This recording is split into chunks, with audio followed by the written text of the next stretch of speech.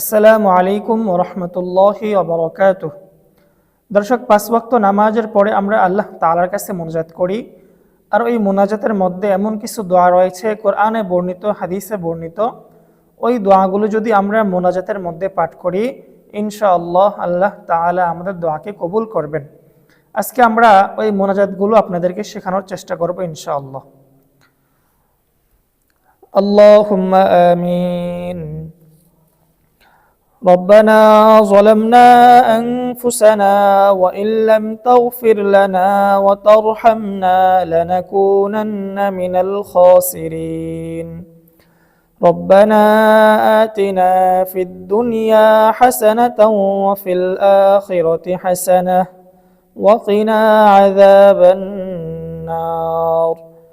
ربنا لا تزغ قلوبنا بعد إذ هديتنا وهب لنا من لدنك رحمة إنك أنت الوهاب.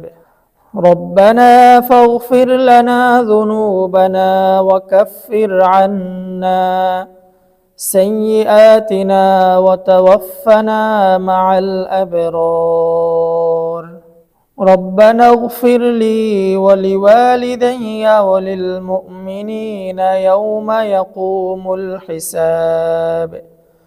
رب ارحمهما كما ربياني صغيرا.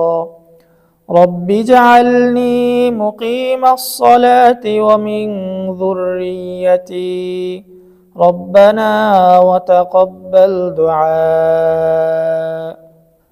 ربنا هب لنا من أزواجنا وذرياتنا قرة أعين واجعلنا للمتقين إماما.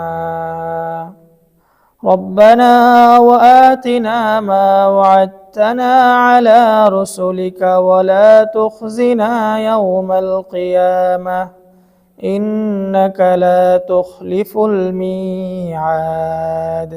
رب اشرح لي صدري ويسر لي أمري واحلل عقدة من لساني يفقه قولي برحمتك يا أرحم الراحمين. দর্শক, আজকে আমরা 10টি মোনাজাত শিখেছি। ইনশাআল্লাহ পরবর্তী ভিডিওতে আমরা বাকি মোনাজাতগুলো শিখব।